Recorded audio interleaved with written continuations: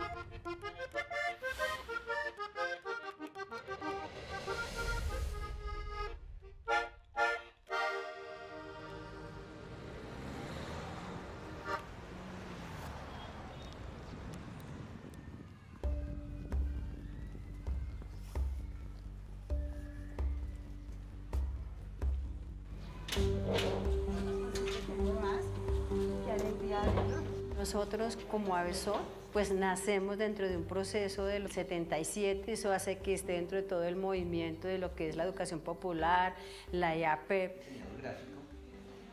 Desde AVESOL se fortalece porque es uno de los principios que tiene AVESOL de trabajar, su metodología que es la educación popular. ¿Y cómo lo asumimos? En un compromiso permanente con comunidad, en un ejercicio de formación, de participación, de organización y de transformación. Trabajar con y desde la comunidad, con personas de la comunidad, tener en cuenta sus necesidades, no estar lejanos a venir, crear unas actividades sin saber qué es lo que necesita la comunidad. Es por eso que es importante fortalecer esa parte de Orlando Fans Board.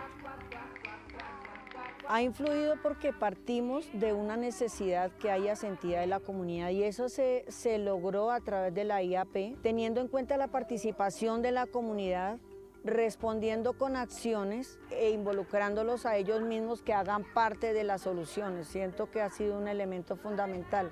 El ejercicio también de alimentar permanentemente lo teórico con lo práctico, y nosotros venimos más de un ejercicio práctico y después hemos ido a la universidad a consultar libros de la parte de la academia para enriquecer nuestro trabajo comunitario.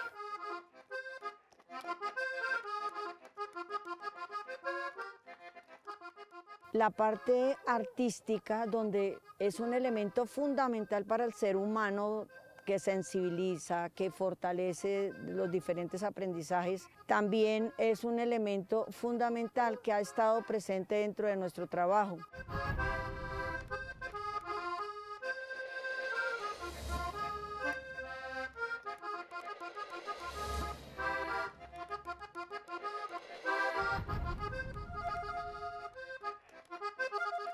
La música fue el primer lenguaje que aprendió Falsborda.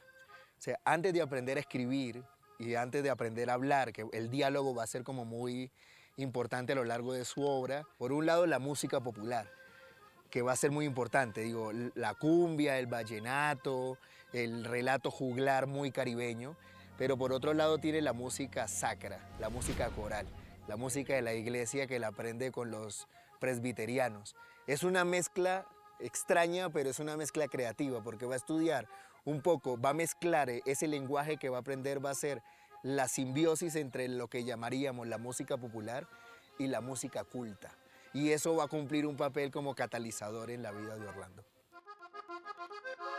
Desde chiquito creo que bailaba bien y últimamente creo que lo he demostrado bailando vallenato. Detrás del vallenato, como yo lo he sentido, es como el apego a una raíz cultural que uno lleva y que en la costa existe y sobrevive a pesar de la religión.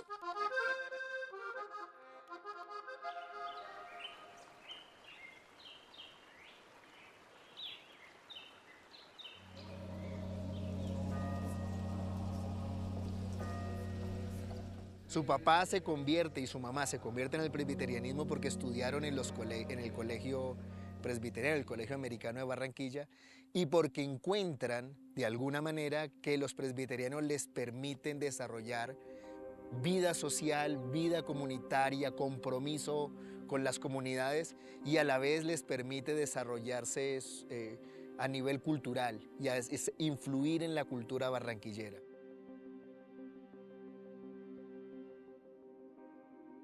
Su papá, Alfredo Fals Álvarez, era una persona muy influyente en Barranquilla, era profesor del Colegio Americano, fue responsable del Colegio Americano. Orlando Fals Borda nació prácticamente en el Colegio Americano, en la calle del Sello, entre el Colegio Americano y la Iglesia Presbiteriana de Barranquilla, o sea, su cuna era bien presbiteriana. Su papá era profesor, era preceptor y además era escritor. Él escribía en el periódico, en la prensa, tenía una columna, ¿sí? Y siempre insistió en que sus hijos y sus hijas se interesaran por la literatura y se interesaran por la escritura. Entonces los animaba mucho con la lectura, les daba libros en diferentes idiomas y los impulsaba mucho, ¿sí? Con un cierto sentido del rigorismo, ¿no? Su papá era bastante riguroso. Su mamá, en cambio, María, era una mujer muy polifacética, porque era una líder comunitaria, era una líder popular, era una, así como su papá como que amaba más la palabra escrita, su mamá amaba más la palabra oral, escribía cantatas, escribía obras de teatro, tuvo el primer programa de radio de mujeres en Colombia y además cumplía un papel muy destacado en la cultura presbiteriana. Sí, fue representante de las mujeres presbiterianas a nivel internacional y tenía muchas relaciones.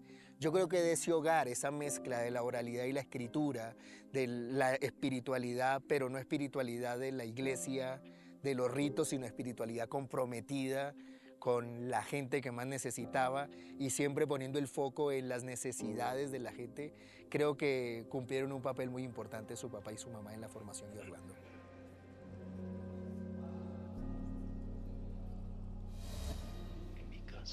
Mi madre era una persona muy inteligente, una literata realmente, autora de dramas públicos, cantatas y cosas así, que tenía mucha sensibilidad social. Como dirigente de la iglesia presbiteriana, tuvo mucho que ver con trabajo con las mujeres, por ejemplo. Fue presidenta, creo que de por vida, de la sociedad de señoras de la iglesia presbiteriana y había organizado una campaña nacional contra el cáncer. Ya luego, diríamos, cuando empieza a ser reconocido, diríamos, como investigador, él va a retomar ese gusto por la escritura literaria y por la escritura, digamos, rigurosa como investigador social. Y creo que eso siempre estuvo ahí junto, ¿no? Como la pasión, digamos, por la literatura, que es lo que ha estudiado inicialmente luego en Estados Unidos, y también ese interés, digamos, por la investigación social, creó una forma de escritura también novedosa.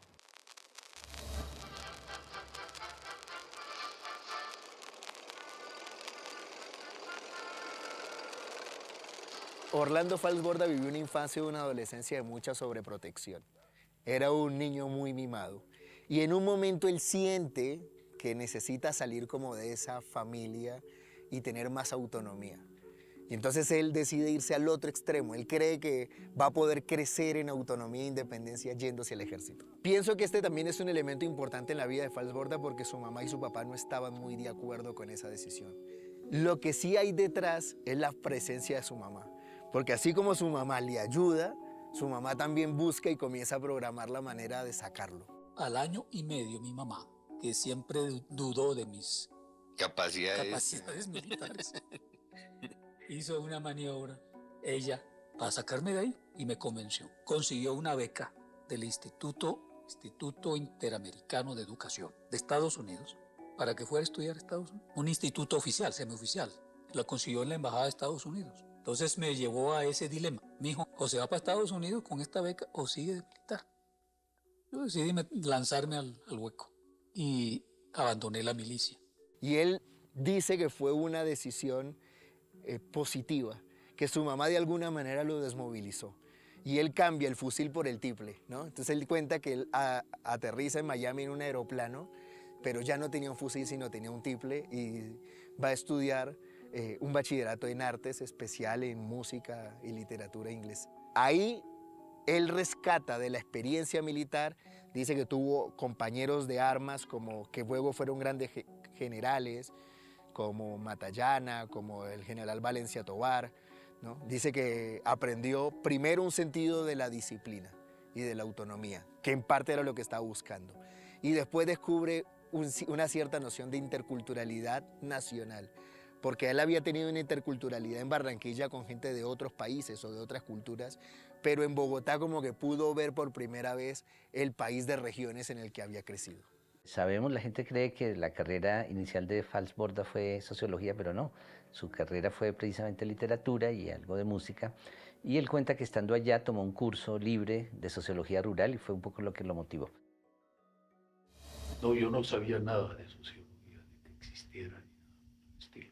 Pero en la penúltima o en el último semestre vi que un viejito profesor, que era sociólogo, estaba ofreciendo un curso de sociología. Entonces yo tomé el curso, ese curso de sociología. Pero eso fue todo. A la 1:30 del día fue asesinado el doctor Jorge Eliezer Gaitán.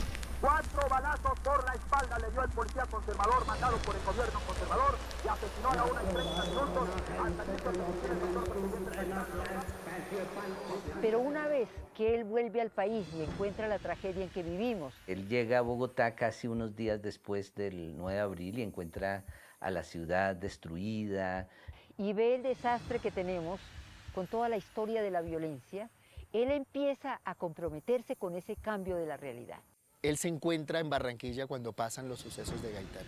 Y lo primero que le sale es su lenguaje primario, que es la música. Incluso lo llevó a que compusiera una pieza musical, digamos, por la paz de Colombia. Y lo que escribe una de sus 2 piezas, se llama Mensaje a Colombia. Y él trata de hacer un llamado a la reconciliación. Y lo más lindo es que después, con los años, cuando él hace una reflexión sobre esa música, dice, yo nunca me di cuenta, ahora caigo en cuenta, que lo que yo hice fue música sociológica. Él cuando regresa de estudiar en Estados Unidos, inicialmente llega a Bogotá, pero dice él que él fue directamente al Ministerio de Educación y el ministro de ese entonces lo envió a Vianí, donde se estaba haciendo, digamos, un estudio de esa población. Ese fue su primer trabajo, en el que no duraría porque el que era su jefe allí en Vianí le dijo que tenía que mirar los archivos pero no hablar con la gente. Él por su impronta pues se puso a hablar con la gente y lo echaron. Bueno, vamos a nombrar director encargado de los archivos, porque hay mucho papel desordenado ahí en esa oficina. En Vianí, tiene que ir a Vianí y ya me empleó pues como un técnico, pues, no como sociólogo. Claro, yo llegué al pueblo, lo primero que hice fue hacerme amigo del cura y le ofrecí que yo era su organista. Me echaron el primer puesto. Me echó porque he establecido contacto con la gente, un antropólogo, pero fue el comienzo realmente de la carrera social. Pero luego él va a encontrar en los archivos que tiene que organizar ahí por el proyecto en Vianí de la UNESCO, él va a encontrar un libro, un pequeño estudio que se llama Tabio, Estudio de una Organización Rural, que va a ser el primer estudio de sociología rural que se hace en Colombia, que lo dirige un sociólogo norteamericano muy famoso. Él lo va a ver y para él es como una revelación. Él advierte que ahí hay un elemento que le llama la atención, porque lo importante de ese texto de Line Smith es que aparecen los formularios. ¿Sí? En el anexo está toda la manera de los instrumentos de recolección de información. Lo que me parece importante resaltar aquí es que sí, de alguna manera ahí descubre la sociología, pero el elemento principal de descubrimiento es que primero descubre la gente. Primero está la gente y luego la sociología.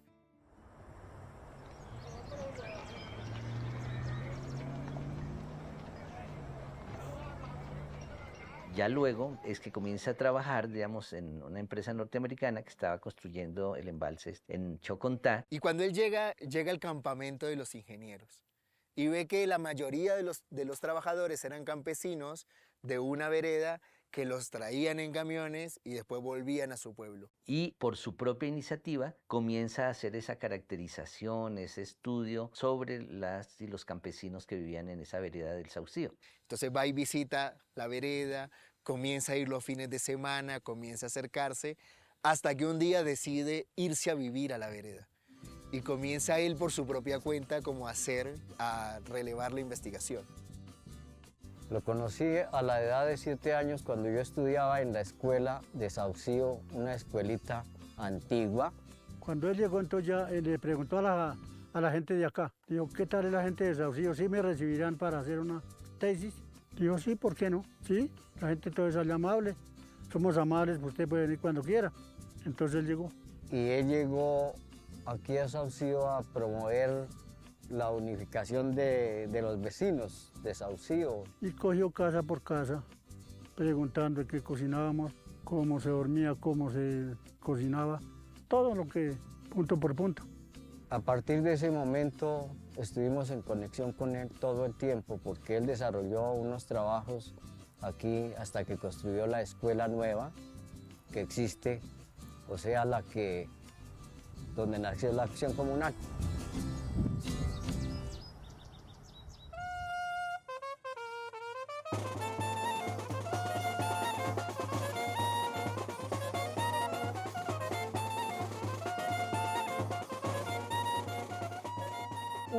Él era un artista, ¿verdad? Estudió música y además su espiritualidad daba esa sensibilidad especial, ¿no? Y lo otro es que realmente la forma de acercarse a la comunidad es desde el arte. Y lo que cuenta, yo le pregunté, bueno, pero ¿qué fue lo que hizo que finalmente lograra esa empatía con los campesinos? Y él me dijo, no, pues la música, porque él como iba con su guitarra y los campesinos gustaban mucho de tocar, pues ahí iban, digamos, preguntándose cómo sacaban la música de las canciones, y eso fue lo que abrió la puerta. Era la música, eran los folletos diagramados, todo lo que él hizo para aproximarse a la comunidad fue dentro de ese espíritu artístico realmente, ¿no? Y él lo podía hacer por eso mismo, ¿no? Su formación y su condición personal se lo permitía. Y precisamente, lo digo, es porque un elemento clave de la propuesta de Falsborda es la importancia de la cultura popular, como, digamos, una mediación necesaria, ineludible, cuando uno hace investigación social con la gente, digamos, campesina o de los sectores populares de la ciudad. Llegó a ser la papaya. Aprendí de todo lo que es la agricultura. Eso sí, me enseñaron desde cómo sacar la papa hasta cómo guiar los bueyes, el uso de la hoz. Me convertí en un campesino cubano. Y empecé a hablar con ellos y a bailar. Aprendí a bailar torbellino, y aprendí a tocar timbre y a cantar.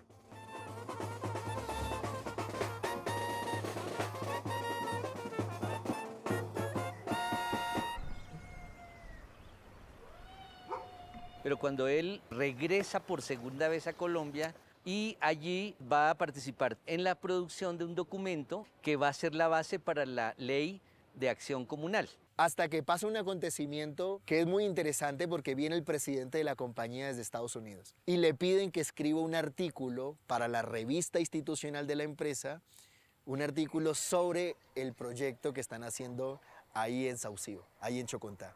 Pues ya lo que hizo fue, diríamos, hoy un gran trabajo descriptivo, etnográfico de esa comunidad campesina. Y es tal nivel de detalle, tal nivel de escritura, de etnografía, que el presidente de la compañía le propone que se vaya a Estados Unidos a dirigir los proyectos de Colombia desde Estados Unidos. Y él ahí hace una jugada y le dice, yo me voy a Estados Unidos con una condición, que me dejen estudiar mi maestría en sociología en la Universidad de Minnesota. Es muy interesante porque una de las cosas en las que todos los estudiantes sufrimos cuando hacemos maestría o doctorado es hacer la tesis. Podríamos decir, Orlando Falsborda hizo primero la tesis antes de irse a estudiar su maestría. Entonces él ya tiene 2 años, ha recolectado información. Y con esa información él va a escribir su tesis de maestría, que va a ser su libro primero, que se va a llamar Campesinos de los Andes. Ese libro, digamos, se va a convertir en un texto clásico de la sociología rural a nivel, digamos, latinoamericano. El texto fue publicado, acá esta versión que tengo, en 1955. Este texto es pionero en los estudios de sociología rural en América Latina. Cuando abandoné el valle, me encontré vistiendo el típico traje campesino, hablando con el peculiar acento rústico y empleando algunas de las frases y de los amaneramientos exclusivos de los campesinos. Había tratado de cultivar en mí, en cuanto fue posible, esta empatía. Había segado trigo y sacado papas de la tierra con los campesinos. Había frecuentado las tiendas y jugado al tejo. Había cantado coplas y bailado en las fiestas de la localidad. Había asistido a misa con las gentes. Me había encontrado envuelto en sus querellas y disputas con forasteros, y los había acompañado así en sus penas como en sus alegrías.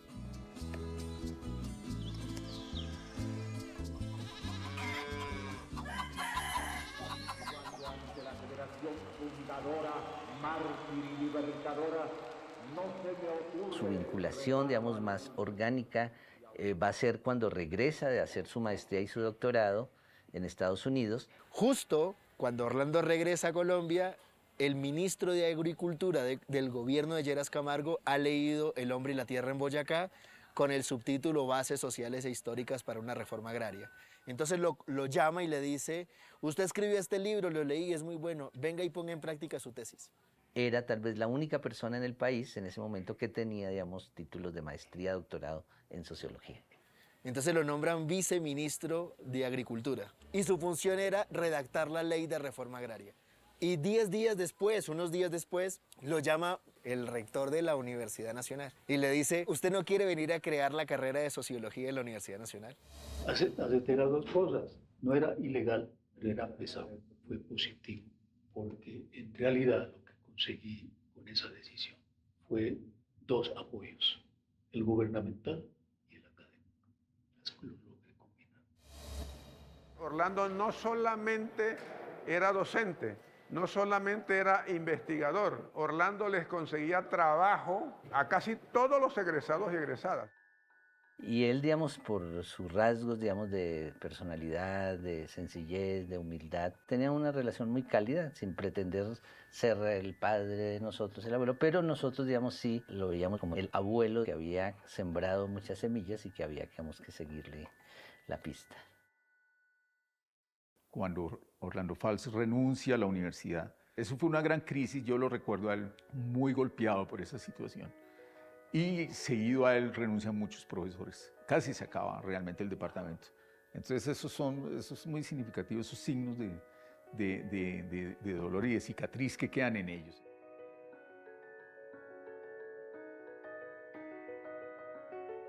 El tema es que cuando Camilo regresa a Colombia, él llega como capellán de la universidad.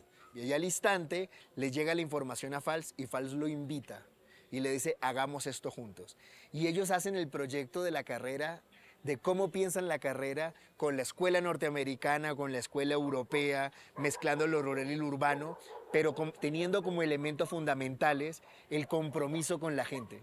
Y esa convocatoria la hacen todo a pulso. Todo lo hacen con las uñas. Entre los dos escriben el primer folleto de qué es la sociología, porque no existía la sociología en Colombia.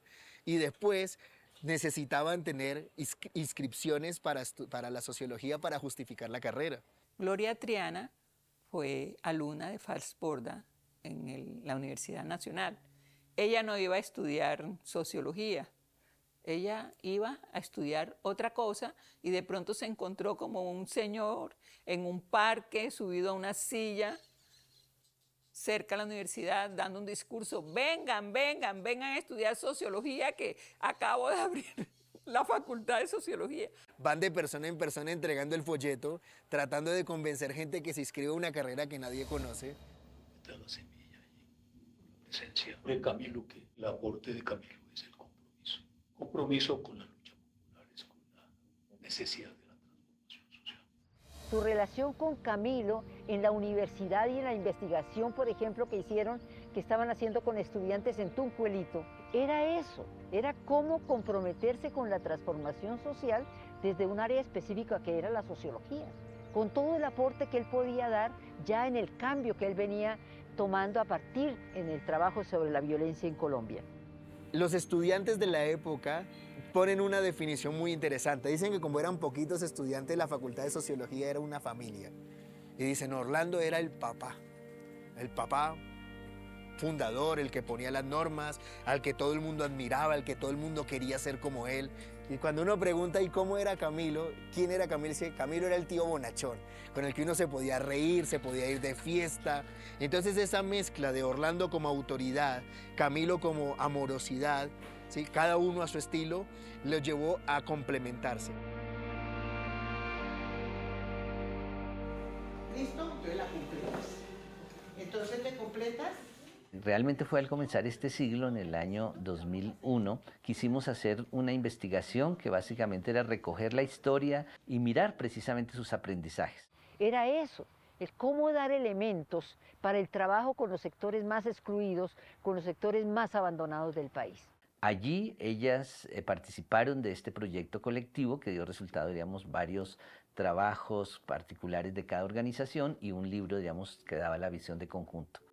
La IAP prioriza las praxis de los sujetos, sus narrativas, sus creencias, sus valores y todas las expresiones. Las visibiliza que tradicionalmente en la historia del establecimiento no son visibilizadas. Nosotros en la universidad tenemos un departamento de investigación muy fuerte, pero se quedaba en investigación. ¿Y qué nos da Orlando? Acción y participación. Con los niños, con todos trabajamos investigación, vamos a la acción.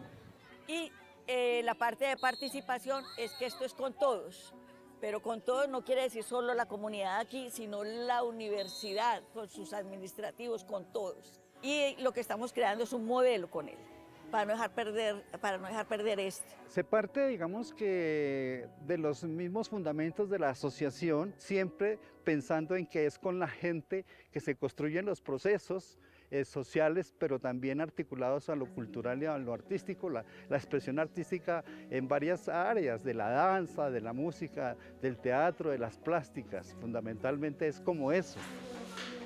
Le vas bajo. Ahí estamos hablando de un elemento importante en la IAP, que es el carácter participativo, que debe estar durante todo el proceso de la investigación. Un elemento importante es lo dialógico, y por eso en la IAP el diálogo de saberes juega un papel muy importante y se hace uso de técnicas que son de carácter dialógico para la construcción colectiva de conocimiento. Él, al igual que otras personas de su generación, pues van a ser los pioneros en combinar ya no ese humanismo clásico que venía por allá de Europa de siglos atrás, sino como un humanismo que él decía comprometido y crítico, pero especialmente un humanismo, diríamos, transformador. La cadena de vendetas, la sangre derramada y el honor manchado de las familias víctimas permiten predecir reacciones similares por una generación. El libro por primera vez se decidió a contar lo no contado sobre la violencia en Colombia y decidió decir las cosas por su nombre, denunciar o enunciar los responsables políticos de la violencia, nombrar los beneficiarios políticos de la violencia, establecer los criterios fundamentales por los cuales en Colombia se había desatado la violencia. Fue tan tenso que los militares amenazaron con sacar los tanques a la calle. Fue tan tenso que Orlando Falsborda, Eduardo Umaña Luna y Germán Guzmán Campos recibieron amenazas de muerte. Y fue tan impresionante, ¿sí? Fue tan impresionante que el libro lo puso a Orlando Falsborda en el primer centro de la realidad colombiana. El inmenso esfuerzo que estamos haciendo para mejorar las condiciones de vida de nuestro pueblo, para fomentar la concordia entre los hermanos de una misma patria, para incrementar el desarrollo y el progreso, para restaurar y consolidar la paz. Camilo se ha comprometido en la última huelga estudiantil de la Universidad Nacional y se ha convertido en una figura de primer orden que aparece en toda la prensa, porque apoya a los estudiantes en una huelga contra el rector. Y se generó una confrontación, tensiones entre el poder que llevaron a que Camilo fuera sacado de la iglesia, fuera sacado de la universidad por parte de la iglesia, por parte del obispo. Eso fue en junio. En julio salió el libro La violencia en Colombia, donde denuncian el papel y la responsabilidad de los conservadores. Y en agosto, el 7 de agosto, toma posesión Guillermo León Valencia, presidente conservador. Entonces a los conservadores no les va a gustar que un cura se meta en política, que apoye las revueltas estudiantiles, ni que unos intelectuales vengan a echarle la culpa de todo lo que pasó con la violencia. Entonces comienzan a ver que esas dos figuras ya no son tan interesantes. Y el gobierno ya no está tan convencido de que esos sean los intelectuales que necesitan para su proyecto académico. Comienza un periodo de transición y Camilo y Orlando van a transitar desde distintos lugares, pero van a llegar a llevar a la práctica y a las últimas consecuencias sus convicciones académicas, teológicas y políticas. Camilo Torres se va convirtiendo en una figura política, cultural, social, religiosa de este país. Y cuando muere en 1966, en febrero, la noticia impacta mucho a Orlando. Imagínense ustedes que tienen un gran amigo con el que han compartido ideas, sueños, esperanzas, y ese amigo decide llevarlas hasta las últimas consecuencias, hasta el punto de dar su vida. En un cristiano y en un sociólogo, eso marca un camino, marca un nuevo rumbo. Y en el caso de Orlando, ¿sí?, va a generar una suerte de traumatismo. Pero digamos, la muerte de Camilo, digamos, a él, es mi percepción, lo impactó mucho y como que se pellizcó y bueno, ¿yo qué estoy haciendo? Ya no puede pensar como pensaba antes y ya no puede decir lo que decía antes con la misma ligereza. Necesita, Orlando Falsborda necesita replantearse todo y entra como un periodo de cuarentena. Tan de cuarentena que él pide un permiso en la Universidad Nacional y se va a Estados Unidos. Y en Estados Unidos escribe su cuarto libro realmente importante que se llama La subversión en Colombia. Y escribe ese libro que era en buena medida como saldar esa deuda moral con Camilo. Entonces él lo que hizo fue como tratar de reivindicar esa palabra en un sentido positivo. El tema de la presión que hubo sobre Falsborda y la CIA, su relación con la CIA, un poco era justificada para esa generación estudiantil del año 68. Él era demasiado gringo para esa generación y Camilo Torres era demasiado radical. Cualquier acción, por más radical que hiciera Orlando Falsborda, que no fuera idéntica o no se acercara a la acción que había tomado Camilo Torres, era vista con sospecha. Entonces, en un momento él necesita replantear su camino. Había venido de Estados Unidos, luego de haber publicado La subversión en Colombia, y decide, ante la presión estudiantil, decide pedir un permiso a la universidad para trabajar con las Naciones Unidas en Ginebra. Antes de irse a Ginebra, va a establecer una relación sentimental con una persona que va a ser muy influyente en su carrera, que va a ser una colega suya, la doctora María Cristina Salazar Camacho, la primera mujer con doctorado en sociología en Colombia. La pareja se casa y viaja a Ginebra para trabajar con Naciones Unidas. En Ginebra, Suiza, Orlando Falsborda va a trabajar en un proyecto de evaluación de cooperativas rurales en diferentes países de América Latina. Una vez terminada la escritura de Ciencia Propia y Colonialismo Intelectual, Orlando y María Cristina deciden llevar a la práctica esa idea que tenían de una nueva ciencia comprometida con las clases populares y deciden crear un centro de estudios independiente. Ya me había ido desde el año 68, después de la muerte de Camilo. Ese fue el mismo año que me casé, precisamente con María Cristina. Nos realizamos a finales del 69. Se formalizó la rosca aquí en Bogotá. Ya con esa decisión empezamos nosotros a poner en práctica la cosa en Colombia. Y la metodología se fue desarrollando por esa decisión de salir otra vez al terreno. La Fundación Rosca para la Investigación Social es la concreción de una idea que venía teniendo Orlando Falsborda, María Cristina y otros, digamos, investigadores sociales, y desde finales de los años 60, cuando él estaba en Suiza, pero especialmente ya cuando se desvincula en el año 69, 68, 69, empiezan a reunirse para formar un instituto de estudios sociales. Mi primer acercamiento fue hacia el trabajo de La Rosca, ¿verdad? Donde se hablaba de investigación militante y se conocían las personas integrantes del grupo. Ya en esos años 70, comienzos de los 70, ya digamos el ambiente político es digamos más crítico, más digamos de izquierda, y entonces ya ellos van a empezar a hablar de estudio, acción y de investigación militante. Ellos digamos fueron a diferentes lugares del país, Putumayo, Cauca, el Valle, pero en particular se fueron a la costa atlántica, lo que hoy es Córdoba, Sucre, donde era como el sede digamos de mayor actividad de la Asociación Nacional de Usuarios Campesinos, pero precisamente por este contexto, digamos, de radicalización, ellos habían, digamos, tomado distancia con el gobierno y se habían vuelto, digamos, un movimiento social crítico del gobierno. Y cuando Orlando llegó, en esa época, 1972, lo que llamó la atención a Orlando cuando llegó fue el desconocimiento que se tenía sobre el movimiento campesino. Había interés en la obtención de la tierra que necesitaban para trabajar, pero faltaba como algo, un apoderamiento de la justicia, de que lo que iban a hacer era justo y además necesario.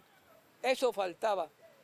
Este fue cuando se nos ocurrió adelantar todo un proceso de investigación que obviamente le serviría a Orlando y nos serviría a nosotros por el desconocimiento que teníamos en ese momento de todo lo relacionado con esa lucha. Una cosa también muy importante para la educación popular es que de la investigación acción participativa fueron surgiendo dos modalidades investigativas que ahora las trabajamos mucho, que son la sistematización de experiencias y la recuperación colectiva de la historia. Es decir, la fuente es la investigación acción participativa. En el año 1978, Orlando Falsborda y María Cristina Salazar son detenidos por el gobierno colombiano y son metidos presos. Luego Falsborda sale de la cárcel y ese salir de la cárcel es como un renacer. En ese proceso, Orlando comienza a concebir la necesidad de escribir una obra en la cual pueda incluir o pueda dar cuenta de toda su experiencia investigativa en la costa Caribe. Entonces se le ocurre la idea de escribir una historia doble de la costa. Divide el libro en dos canales, él le llama canal A y canal B, pero él piensa que son dos canales como estereofónicos. En el canal A va a ser todo el relato de un estudio, de un tratado de sociología histórica.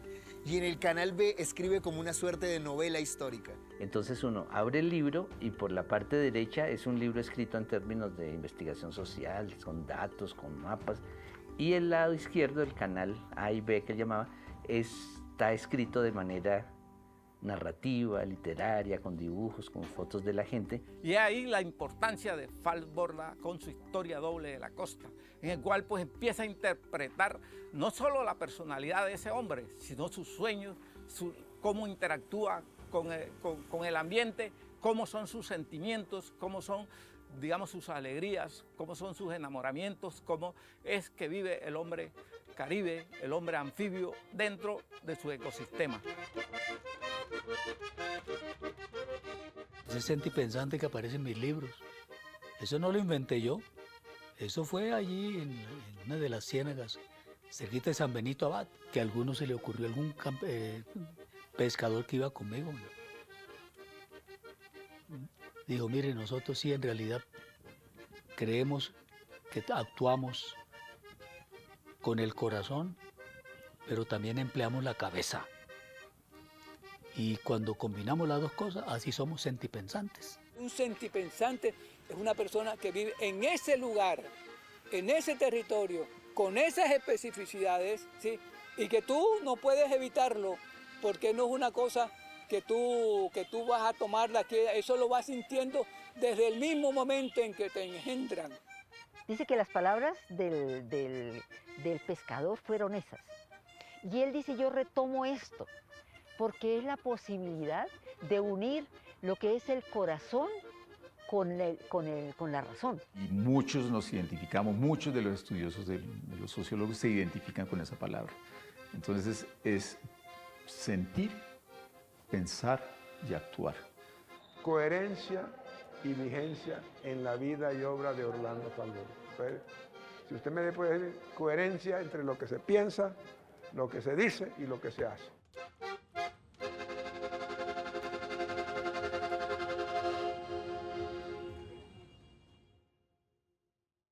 En el caso, por ejemplo, de la IAP, las reflexiones que iba haciendo el maestro Falbórda las iba publicando, o los 4 tomos, por ejemplo, de Historia Doble de la Costa, la historia del Caribe, la historia de la violencia del Caribe, la historia de los excluidos que no había sido contado por el establecimiento. La preocupación por el ordenamiento territorial la va a ser más explícita cuando es, digamos, constituyente en la Asamblea. ¿Cuándo comienza Orlando con la inquietud y la hace expresa? A partir de los 70, más o menos. Esta relación entre un nuevo saber y una nueva comprensión de la territorialidad, o una territorialidad más enraizada en las experiencias populares, va dando cuenta de que las provincias están bastante desactualizados, de acuerdo a intereses que no son los de las propias comunidades.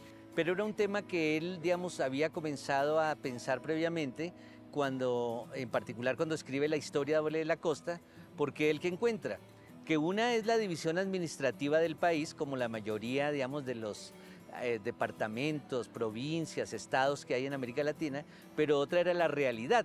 Orlando dice, bueno, ¿cómo se ha ordenado el territorio colombiano después de la Constitución de 1886? ¿Qué es lo que tenemos como ordenamiento del territorio? ¿Cómo está dispuesto el territorio? Departamentos, distritos, Bogotá, municipios y la nación. Punto. De ahí sale la idea, con un auge de las luchas populares a mediados de los años 80, él se da cuenta, descubre, comprende que las provincias se están levantando. Hay una insurgencia de las provincias que están demandando su propia territorialidad y su propia concepción del mundo. Entonces él decía que debía haber un reordenamiento, diríamos, institucional, de acuerdo ya no solo a esas formas, digamos, administrativas, sino a las realidades de la gente. Pero históricamente, ¿cómo se ha configurado el territorio del Estado Nacional colombiano? ¿A partir de qué? Entonces él dice, a partir de provincias y regiones. Creo que él fue un político por eso, porque siempre se la jugó por la transformación de la realidad que estamos viviendo, siempre al lado de los menos favorecidos. Señor presidente, si está de acuerdo, ya saben los campesinos de su nación, saben que es un esfuerzo el que están haciendo. La educación popular, digamos, es un movimiento educativo, una corriente pedagógica que surge en América Latina, inspirada en Paulo Freire, que básicamente planteaba algo similar a lo que Falbórda planteó con investigación.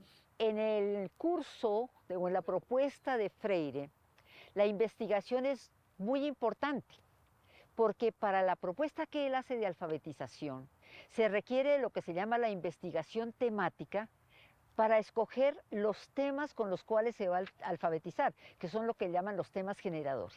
Y entonces por eso para Falbórda va a ser central esta idea de diálogo, pero como él mismo decía, agregándole el diálogo de saberes. En la aproximación que hicimos desde la educación popular a la investigación-acción participativa, encontramos que Orlando Falbórda le hacía una crítica que ya estaba en el ámbito de la educación popular a la concientización. Pero el desafío más grande era cómo poner a dialogar esos saberes especializados y esos saberes comunitarios y populares. Entonces allí va a estar, digamos, como buena parte de su propuesta, y eso solo se resolvía, digamos, de manera formativa. Falbórda, digamos, aunque su identidad era como investigador, va a involucrarse muy pronto con estos educadores populares que había en América Latina. El CEAL es el Consejo de Educación de Adultos, fue fundado por Freire. Cuando él terminó su periodo, se buscó una persona que fuera muy representativa a nivel de América Latina y se le ofreció la presidencia a Orlando Falbórda. Hay dos cosas muy importantes que él hizo. Inició una investigación participativa con todos los centros afiliados, que en ese momento eran 200 y pico a nivel de América Latina. De ese trabajo resultó este libro que se llama Nuestras Prácticas, que recoge esa investigación realizada. Una investigación muy participativa. Otra cosa importante que él hizo fue manifestar que esta institución requeriría un medio de divulgación del pensamiento, digamos, que se estaba construyendo en ese momento. Entonces, el Ejecutivo se acordó de una revista Obviamente, por el mismo nombre, ustedes deben saber la influencia que él tuvo en la escogencia del nombre. Y en el primer número de La Piragua, él escribió un artículo que se llama Los movimientos sociales y el poder político. Por eso yo he insistido en que la IAP no se debe enseñar en una clase, en un salón de clase, sin salir al terreno y dándole continuidad en el tiempo, no estar sujeta a las reglas formales de la academia. Contradice toda la filosofía de la cosa. Una cosa clave, digamos, tanto de la educación popular como de la investigación participativa de Falsborda, es que al tener esa flexibilidad, permite que, digamos, diferentes grupos, diferentes momentos, diferentes temas, acojan esas ideas y, digamos, las sigan teniendo vigencia. Él fue un sociólogo que se metió con la gente, que le enseñó a ver, que le enseñó a pensar, que le permitió mirar su historia de otra manera y que le permitió con la otra gente aprender de la vida cotidiana. Pero lo que él nos está diciendo es, no podemos construir conocimientos pertinentes, críticos, transformadores, si no reconocemos, valoramos y ponemos en diálogo esos saberes, digamos, que en su momento él llamó saberes populares, ciencia popular, cultura popular. Yo creo que el educador es eso, el que tiene conocimiento, pero también que tiene una calidad humana para aproximarse a los otros, para el respeto a los otros y para comprender el saber y el conocimiento que hay en el ambiente. Porque es que tenemos un afán de cambiar esta Constitución por otra que vamos a votar antes de que amanezca. No, debemos pensar que lo que estamos planteando es para un cambio general y un cambio que debe durar por mucho tiempo. Yo creo que Orlando Falsborda asumió el desafío de participar de la Asamblea Nacional Constituyente porque encontró o entendió que era una posibilidad de que las voces de las comunidades aparecieran en las discusiones. Allí, Orlando Falsborda integró, hizo parte de la Comisión de Ordenamiento Territorial y de las discusiones en torno al ordenamiento territorial. El gran valor, el gran aporte de Orlando Falsborda es proponer un nuevo ordenamiento territorial en Colombia, que los territorios expresen la cultura de la gente, que los territorios expresen la vida, los sueños, el pasado de las comunidades. Conocer la vida de la gente de sus territorios y hacer políticas para que mejore la vida de la gente de sus territorios es el sentido fundamental de la obra de Orlando Falsborda.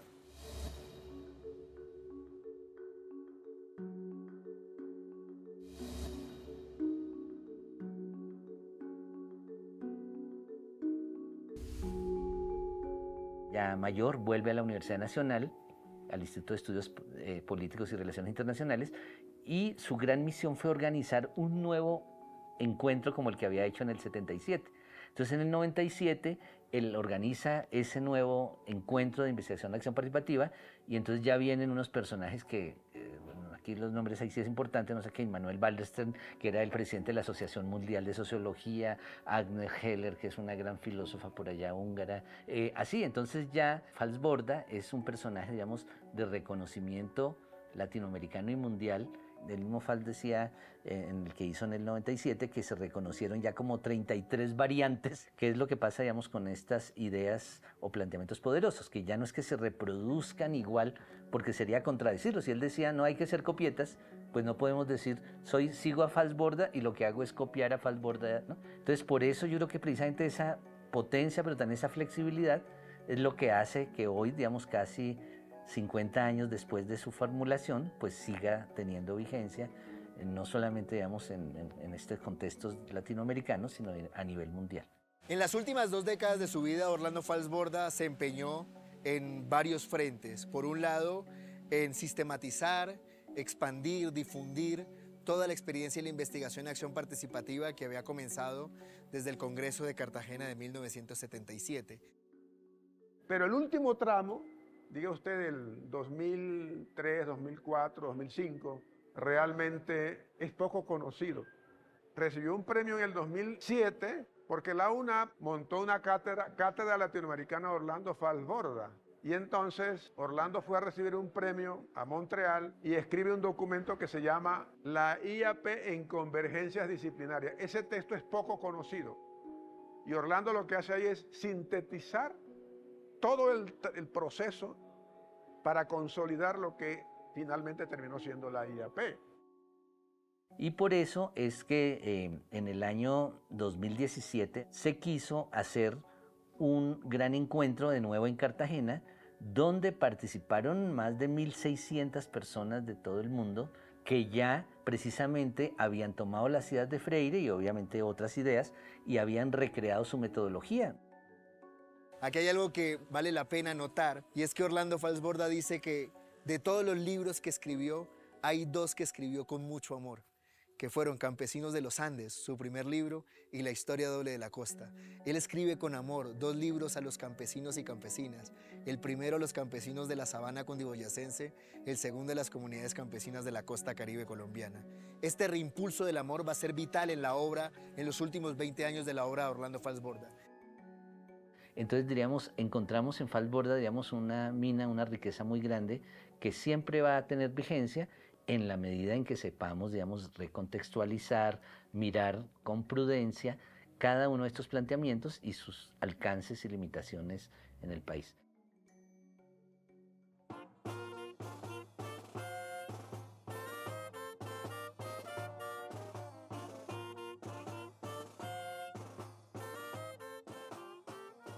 Falsborda sigue vigente y por eso se difunde el pensamiento en las universidades, en las ONGs, inclusive dentro de las mismas entidades del Estado y las organizaciones sociales. Hoy el conocimiento que tenemos de lo social ya no solamente es el que producen los sociólogos, los antropólogos, los politólogos, sino muchas veces la literatura, el cine está dando cuenta de la realidad. Entonces hoy cada vez encontramos en todos estos campos la importancia de que ya uno no puede hablar de los campesinos si no da la voz a los campesinos. Ya no podemos hablar o investigar a los desplazados o hacer una película sobre los desplazados si no hablamos con ellos, si no tenemos en cuenta su mirada. El proceso, por ejemplo, que estamos viviendo en Colombia de mirar acciones transformativas desde marcos legales, desde las democracias radicales y mirar nuevas formas de hacer la política. Esa impronta de lo participativo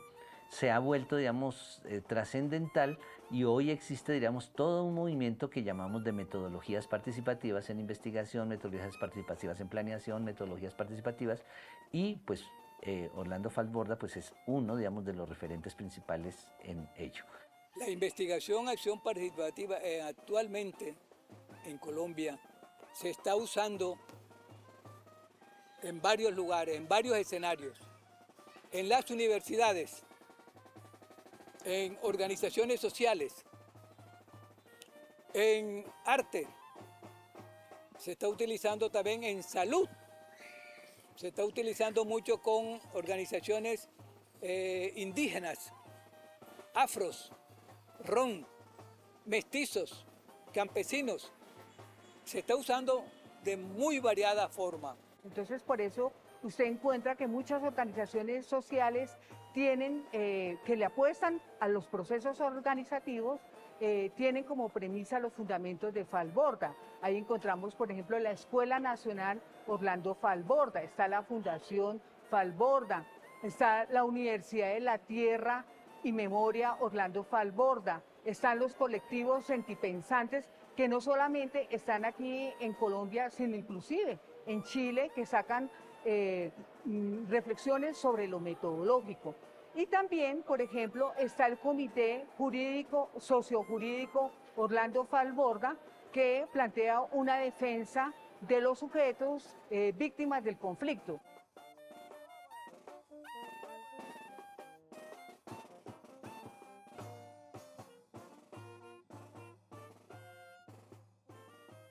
Creo yo que es una trayectoria también que nos deja, digamos, la huella de alguien que como un intelectual comprometido nos llama también a nosotros, como educadores en mi caso, o como profesionales, a tener un compromiso real y eficaz con la transformación de la realidad en la cual estamos viviendo, a partir y en el momento, en los espacios donde nosotros incidimos, ¿no?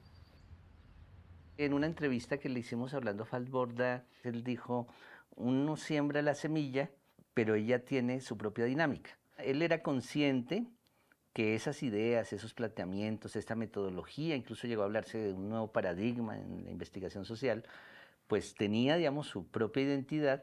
Seguramente ya hay generaciones, y eso viene sucediendo, hay generaciones de sociólogos, no solamente en Colombia, sino en el mundo, que han recogido su bandera, pero también la han ido alimentando, la han ido transformando, han hecho aportes también a esa teoría que él dejó. Para mí es como el que hizo la trocha, abrió el camino en el cual nosotros estamos siguiéndolo poco a poco. Maravilloso, increíble. O sea, ojalá mucha más gente lo conociera, aprendiera, porque es absolutamente necesario que todo profesional, todo ser humano conozca del IAP y quién era Orlando Falz Borda, y que además dejó una semilla. Y las semillas se supone que deben de germinar y crecer. Yo agradezco. La obra de Orlando Falz Borda es una obra que inspira. Para mí es una suerte de profeta, pero profeta en un sentido profundo, alguien que anuncia un nuevo camino. Y eso para mí, en mi vida particular, yo lo atesoro mucho, porque además aprendí con él que cambiar el mundo y abrir un nuevo camino incluía y exigía incluso ir más allá de él. No había que repetirlo, sino construir mi propia historia.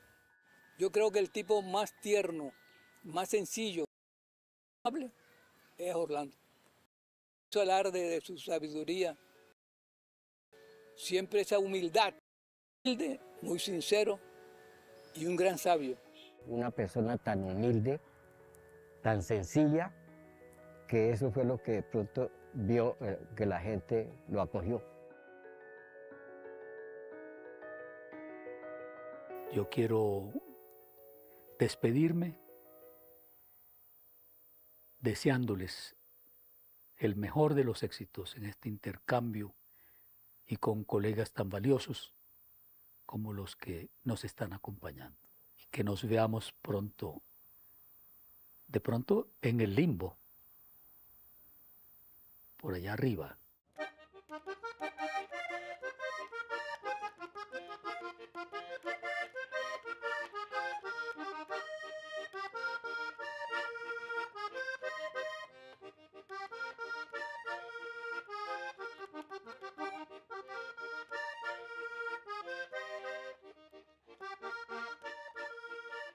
Toda su obra fue una expresión de su ser político, porque fue una persona comprometida con la transformación de su realidad.